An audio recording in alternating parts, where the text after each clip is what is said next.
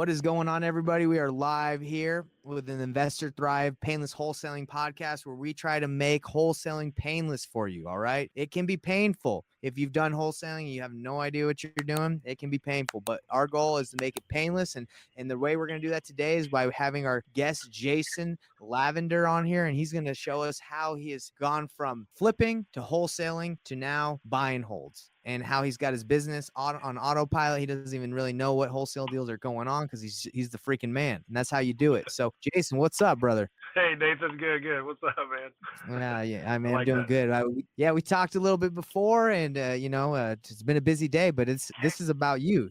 We're here to hear about the man, the myth, the legend. So tell me, Jason, for the people that don't really maybe know you, give us kind of 30-second intro to who you are, and let's go right into it. Yeah. So my name's Jason Lavender. I'm in the Wichita, Kansas market. Born and raised here. Got a family, 2 grown kids, and I jumped in real estate in 2017. Prior to that, I was in construction. 25-year run in construction. I loved it. But 2017, I jumped in, bought a house in an online auction. That was my first flip, and rest is history, man. I went full-time in 2020 and haven't looked back. Wow. Okay. And what with the family, when you went full-time into this, was your wife, was she a little skeptical, or was it full support? Kind of tell me about that. No, I'm a lifelong entrepreneur. She's taken this journey with me on different businesses that I've run. I mean, I've done e-commerce, we've done drop ship, Amazon. I've had my construction business and iterations of that. So no, the last real job I had was in high school where I worked for somebody else, and so no, I have full support, and I mean, real estate awesome.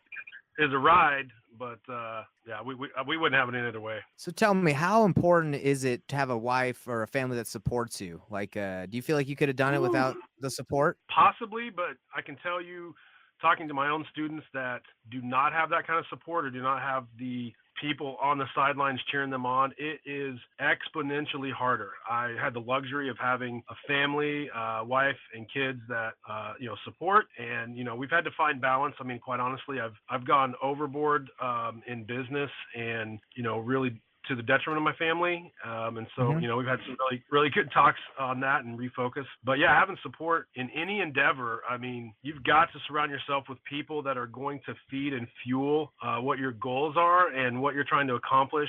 And if I had, if you've got family, if I had family that wasn't supportive, I would need to, refocus. I would have to, draw my energy from other people that were supportive of it and, more or less punch a clock. And that's quite honestly what some of my students have had to do is, a spouse or family that isn't supportive, just like, all right, don't lean into them. You're going to kill and crush the entrepreneurial spirit that's trying to grow in you. You got to lean into a different tribe and, continue to maintain that relationship with your family. But yeah, it's vitally important to be around people that are going to help you grow. For sure. And let me ask you, you said you've done multiple ventures as an entrepreneur. Have they all been super successful? No.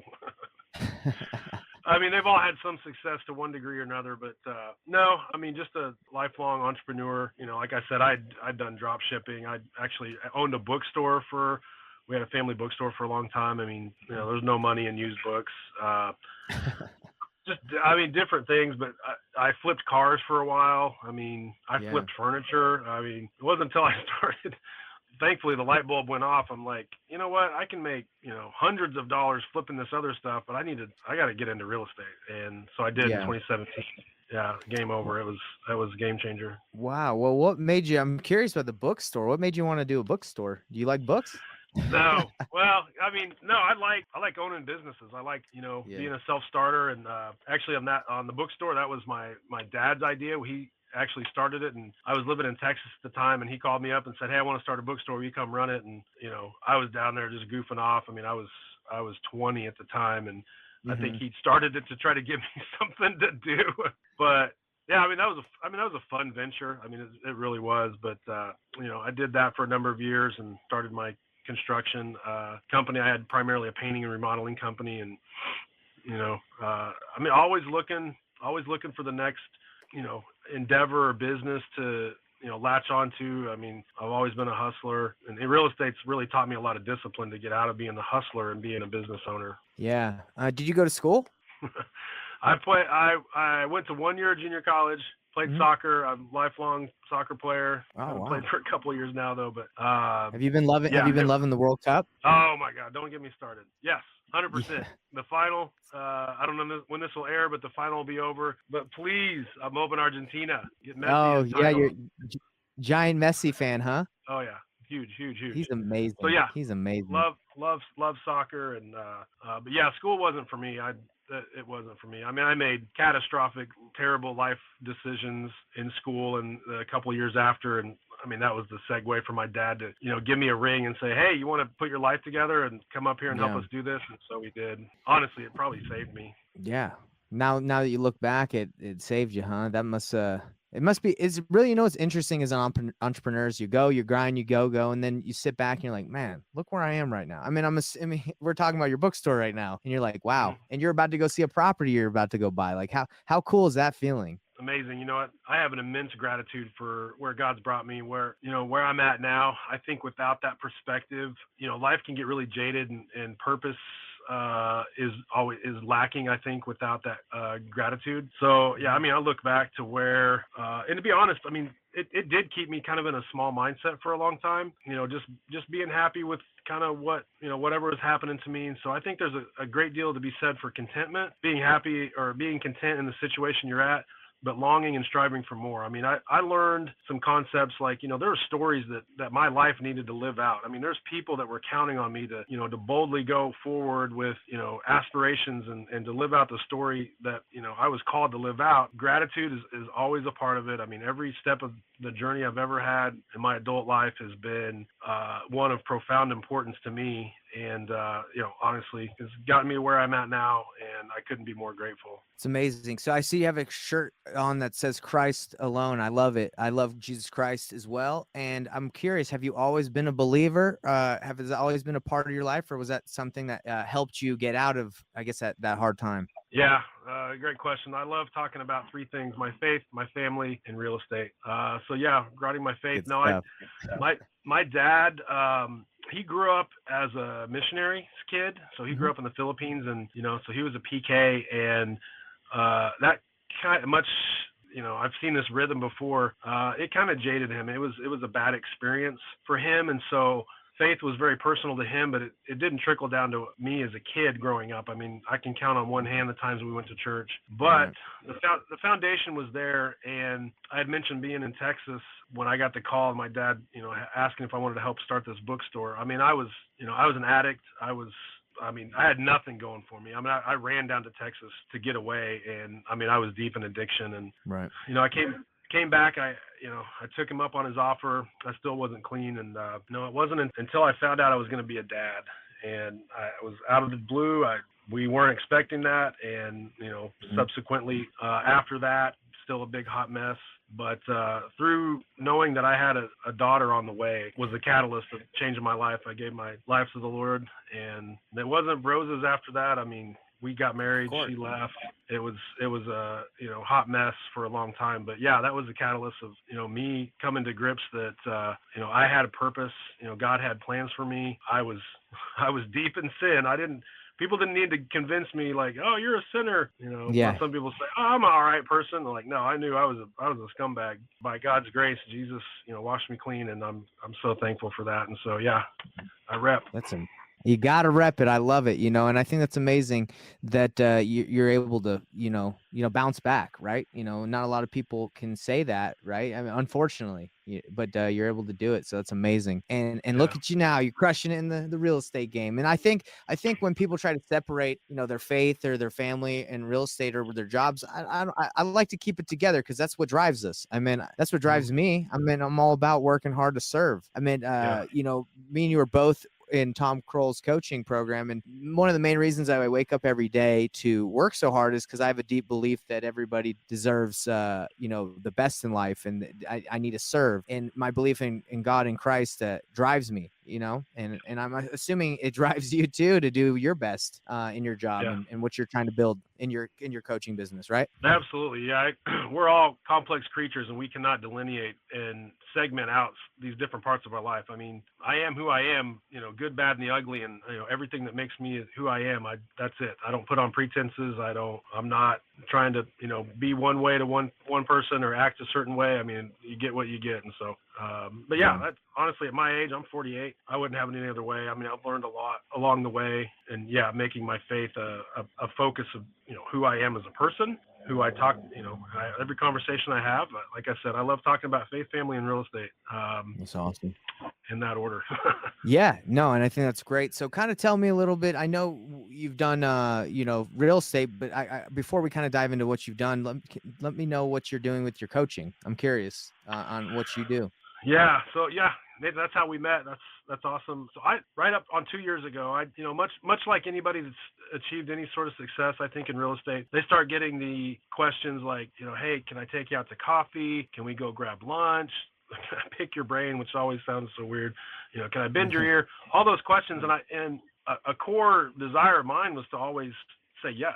And so I did. I mean, I did those willingly, and I'd love to have those conversations, but it got to be really a little overwhelming. So I decided 2 years ago to formalize that into a mentor program. So I launched that with a couple of buddies of mine here locally in Wichita, and really just to give a purpose to that. And so if somebody asks now, I say, well, you're welcome to join our mentor program, and we can have conversations. But I've got a vehicle to do that. So what we did with that is a couple things. I mean, it served a purpose, like I said. We're helping young investors here in our local market, and unfortunately, the model we have now, it's locally driven. I mean, we've had some people from around the country, but to get the value of what we've done, it's kind of a hands-on and sit at the coffee shop type stuff. Right. But yeah, I've loved it. I loved every minute of it. We've grown that group. I mean, we've got 60 some in there now, and brings us to the point of meeting you and jumping in Tom's group is like, hey, hang on a second. This is 60 people. That's great. How can I help? How can I fill me up even more and help more people? And so, yeah, learning how to do this on a much larger scale,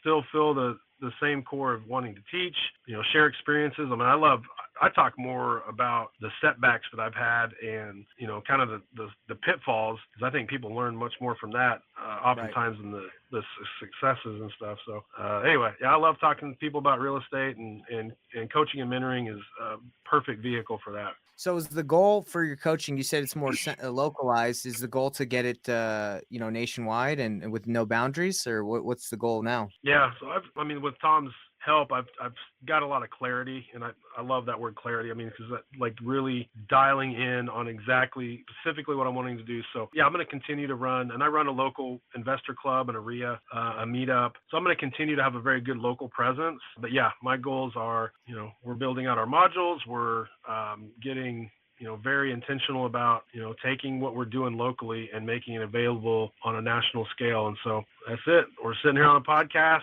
I'm getting ready to launch a podcast too. And good stuff. Yeah. I'm excited. Yeah. So let me tell you about my experience. I want to know your experience. So I just started a local meetup because of Tom when I first joined, I think a couple months ago, and it has not been pretty. The results have not been that good up until last Wednesday, last event, which, 20 people plus came, which was for me, I'm like, let's go. Right. And it was really interesting for me because I was sharing information that was so basic and very easy for me. It was just beginner stuff, right? Like someone came up to me after the event and was like, thank you for teaching it that way, or thank you for giving that info. And to me, I felt like amazing because I'm like, hey man, I can give this out all day. This is no problem. So I'm assuming you've probably felt like that, like as you've been doing this for the last 2 years, where people just come up to you and they're like, thank you. And you're like, man, this is, to me, to give you that information, that's really not much to give out. Like, do you kind of feel like that when people thank you and you're like, wow, yeah, I can give you way more than that?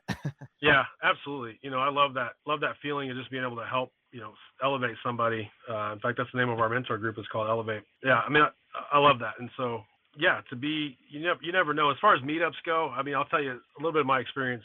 Mm-hmm. So I started one about 3 years ago, and there was like 4 or 5 of us for the first year. We had Old Chicago. We just go there, and that was it. I mean, I was just faithful to the cause, man. I was just like, we're going to keep doing it. And, we had 10 people show up, and we had 12, and then we got to a point where, hey, writing's on the wall. We've got to shift gears. And so right now we're averaging about 80, 85 a month. And it's just a great networking event. It's helped me establish myself as somebody in my market that, can host and can facilitate and, knows what they're talking about. I bring other people in. We primarily focus it as a networking event. I don't charge anything. In fact, for the first 2 years, I was paying for lunch for everybody. Just, I wanted to be in those circles. And, so we primarily hit it as a networking event, but we springboarded that into, some teaching. I've got a January 7th event coming up called REI Jumpstart. And we're doing a 1 day, we're teaching out 5 modules. We're doing 1 day event. Again, using meetups as funnels and leveraging it, in a very good way, in a very organic way, is great. I've gotten fantastic deals from hosting meetups. Again, because you're the dude with the microphone and people want to come up and talk to you and, hey, I got this blah, blah, blah house, I don't know what to do. I'm like, all right, great. I can meet you there tomorrow. Let's go look at it. And I can't tell how many times we've walked, done deals, done a JV with somebody. Just being the go-to person in your market is outstanding. Do you have an idea of how many deals have come from the meetup? I tracked it 20. So the last 12 months, I think we've probably done about 6 deals just organically like that. Yeah. So that's definitely it's something we track. Sweet. Yeah. It's not the biggest one, but that's amazing though. Yeah. Especially the money that you spent, the return on the food, it probably paid itself back, huh? Yeah. we just always do pizza. Yeah, now there you other go. People are hosting it though. I got them raising their game. I'm like, I told everybody else, if you're going to host my event, I said, you got to raise your game. No more pizza. So now we got good stuff coming. What kind of pizza were you getting? Little Caesars, Papa John's? What do you got? No, all straight up local. We would get the ginormous 36-inch pizzas. We get 3 or 4 of those out, and it was good stuff.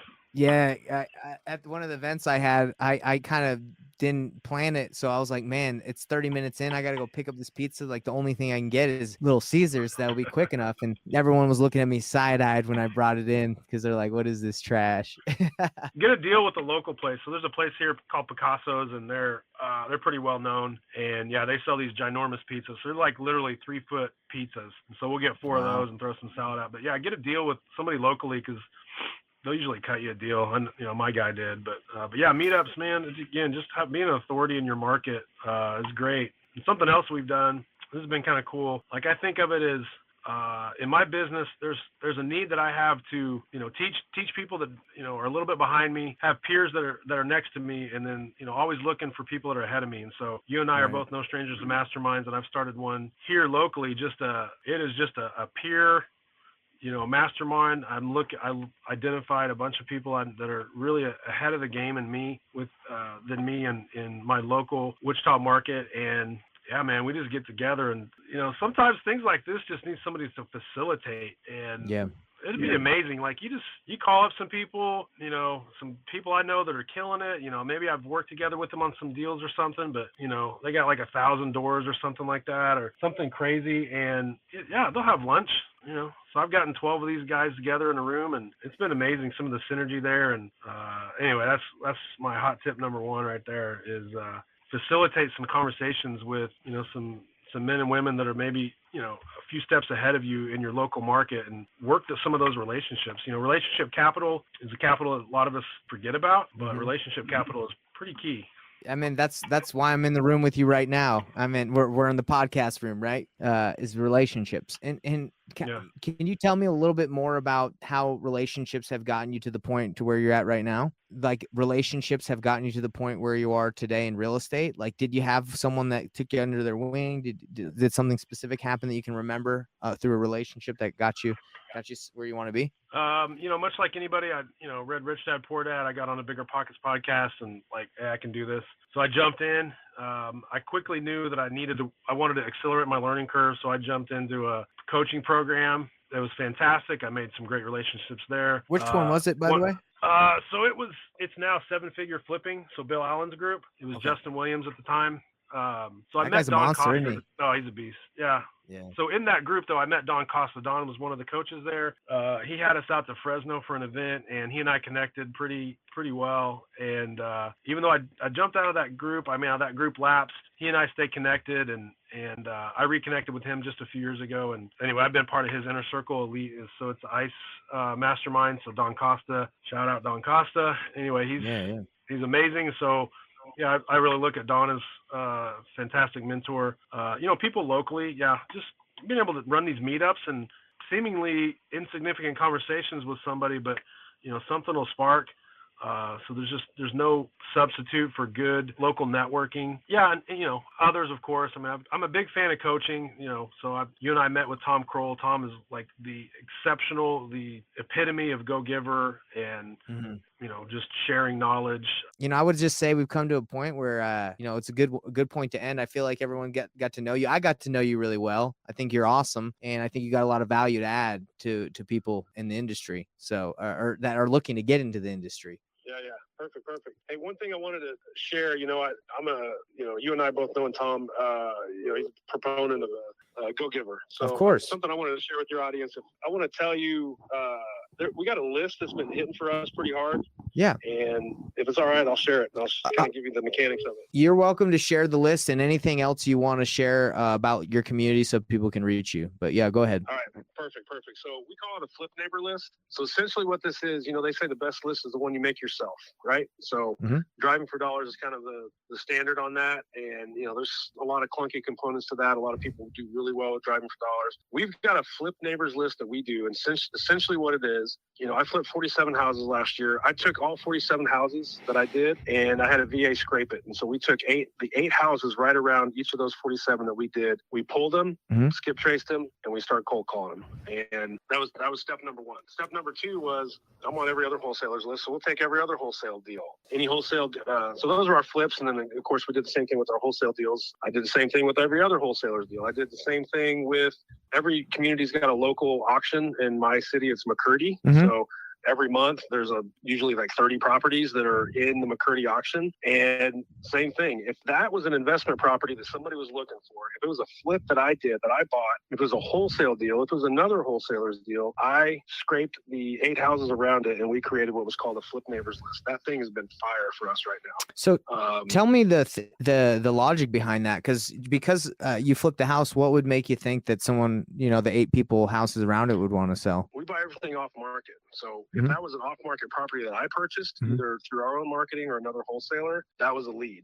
That was a house that I bought. And so it stands to reason, and it's not a perfect, I've got houses that we do out in the suburbs and, they don't pop as well, but a lot of stuff that we do that we pick and, we don't hit crazy highs, our market, our average here, we sell for 120 to 180. Right. So, that's a much lower price point, but needless to say, if that was a house that I ended up flipping, I bought off market, I was a lead off market, it was, through some marketing or some other wholesaler or McCurdy auction, it stands to reason that if an investor bought that property, there could be one of the surrounding, other people do the door knockers, they'll say, well, they send their acquisition guy on an appointment. You go look an appointment at 123 Main Street. I want you to go hang a door knocker on 121, 122, 124, 126, Main Street. Okay. We do the same concept, but I don't have to drive around and do it. We simply scrape, and you can scrape Facebook groups. You can scrape, any number of sources through the auctions, through all these wholesale websites that are out there. You can hit Investor Lift. Yeah. Find out where investment properties are hitting and then just pop them right in that neighborhood. And that's what I do. I pay a VA to do it. We skip trace it. And that list has been fire, honestly. That's a great nugget. There you go, man. That's amazing. Yeah. And the cool thing about that is it gives you the credibility too, right? So you could just be like, hey, we're an investor that just purchased a property right next door to you. We're just calling to, we're looking for our next flip. And they know about it, right? they're right there. They saw that. So do you feel like that also helps too, is the fact that they know that it's legit? Yeah. Quite honestly, if it's been one of our properties, it's had a sign in the yard. If it's been some other investor, maybe they've had a sign in the yard. But yeah, that's a feather in the cap. I mean, that's the silver lining, icing the cake. I'm going to call regardless whether, you know, it could be an absentee owner and they may never see any activity in the neighborhood. And I don't care. Mm-hmm. It's, you know, and again, this works. I mean, to me, this would be amazing in a larger market where you're kind of a needle in a haystack, and, you know, a smaller market. I'm in a mid-sized market and it works really well. If you're in a smaller market and your marketing approach is, you know, you mail everybody, you call everybody. I mean, it may not be as applicable, but, you know, if you're in a mid-market or higher, and you're really trying to strategically, you know, filter your marketing, something like that, it produces decent lists. I mean, as far as quantity, I mean, you know, you can pull something and, you know, skip trace 20,000 names. This is not that type of list. This is more of a niche list, but it is, it's hitting for us. So anyway, I want to share that. No, with the audience. that's amazing. And I think that's a great idea. Cause I mean, you know how many flips are going across, you know, all over the United States. This list would be endless if you did the work, right? You could find so many, you could find so many different opportunities like this. You could,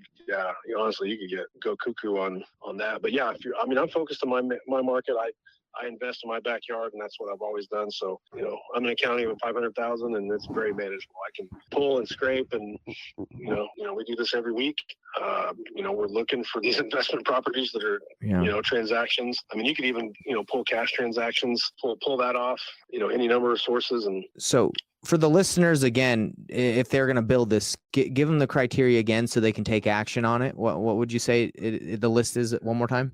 So I call it the Flip Neighbors list, and it's essentially, you know, any houses that we've flipped or wholesaled, any other wholesalers' houses, you know, any auction houses, any investment properties that have been popping on Marketplace, Facebook groups, you know, your local wholesale groups, anything that's flying around as a FSBO or something like that. And I'll take those because, you know, again, we're not talking about tens of thousands of houses, right? You know, we're talking, you know, several hundred, and then we're hitting on the 8 to 10 houses right around it as a potential that might be a good hit for us. So, and this is off market versus on market, correct? I don't do anything on. I mean, I do very, very, very little on market. Right, but you're not looking at on market solds or on market for sale. Okay. No, this is all off market.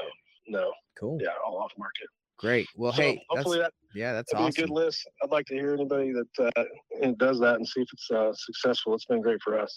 Well, that conviction and you saying that is huge, because you know how many people are like, pull the absentee owner list and, you know, half equity, you know, 50% equity. You know, everybody's hammering those, but this is good, and this is something that I think, just like driving for dollars, it gives you a little bit more of a, you know, a targeted approach. Again, the best list is the one that you make yourself, and the best, true. You know, data is the one that you can, you know, create yourself. And so, yeah, this isn't a list. You know, again, like the driving for dollars, it's not a list that you can just download. You got to make it. You got to sign into a VA, and they can make it, but it should hit a little bit sweeter. So, well, I'm definitely going to put this into my course of a list to definitely for sure, go for. So, hey, man, I really appreciate your time. Is there anything else that you'd like to leave us with? Any nuggets, or, you know, maybe even, well, obviously we're going to need to know how to get a hold of you, but any other nuggets before we get on how we can get a hold of you? That's it. I appreciate you having me on. I love, you know, sharing that list. I'd love to hear any feedback on that. But yeah, best way to get a hold of me, honestly, I'm on Facebook, Jason Lavender.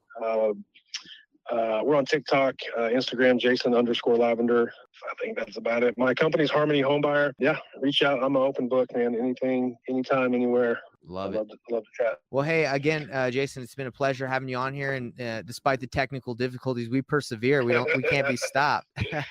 Yeah, my apologies. No, hey, good to chat with you. Hey, no worries. Yeah, we'll be in touch. You know, as you grow, as I grow, you know, we're gonna help each other out more. So I appreciate it. Thanks for being a go-giver, and we'll talk to you later. All right, man. Thank you. Yeah, bye.